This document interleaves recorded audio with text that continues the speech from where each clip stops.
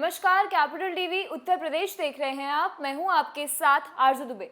गुजरात में जल्द ही विधानसभा चुनाव होने वाले हैं। इससे पहले बीजेपी सरकार ने वहां पर यूनिफॉर्म सिविल कोड को लेकर बड़ा फैसला किया है।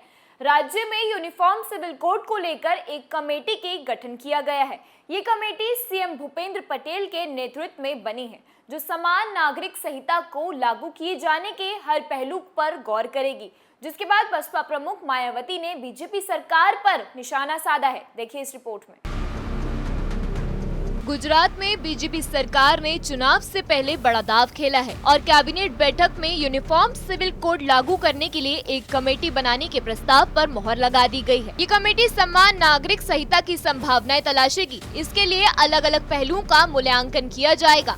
हाई कोर्ट के रिटायर्ड जज इस कमेटी की अध्यक्षता करेंगे। लेकिन अब बीजेपी के तगड़े फैसले से विपक्ष को बुरी तरह से मिर्ची लगी हुई है। मायावती ने अपने ट्वीट में लिखा, यूपी व अन्य राज्यों में भी रोजगार व विकास के बजाय बीजेपी द्वारा विवादित एवं विभाजनकारी मुद्दों की तरह समान नागरिकता संहिता को चुनावी मुद्दा बनाना खास बात नहीं, किंतु गुजरात में इसको चुनावी मुद्दा बनाने से इस आम चर्चा को बल मिलता है कि वहाँ बीजेपी की हालत वास्तव में ठीक नहीं है। बसपा प्रमुख ने अगले ट्वीट में लिखा, जबकि केंद्र ने अभी हाल में स्वयं माननीय सुप्रीम कोर्ट में कहा है कि यूनिफॉर्म सिविल कोड के मामले पर कोई निर्णय अभी ना किया जाए, क्योंकि इसे वह 22वें लॉ कमीशन को सौंपेगी।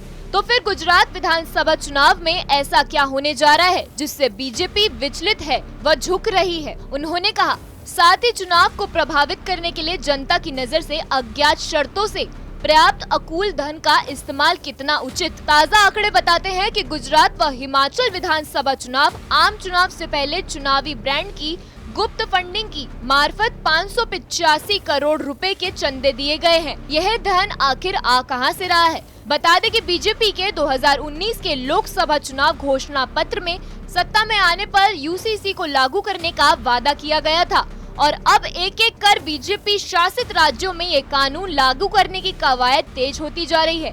इसी के साथ कई राजनीतिक पार्टियों ने इसका खुलकर समर्थन किया और कहा कि इससे देश में समानता आएगी।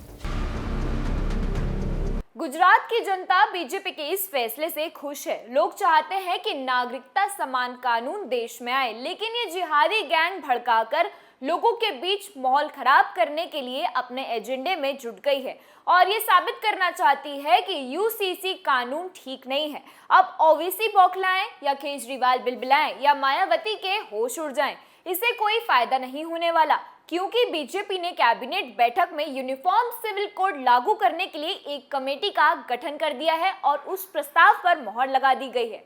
फिलहाल के लिए इस खबर में बस इतना ही। जुड़े रहिए कैपिटल टीवी उत्तर प्रदेश के साथ। नमस्कार।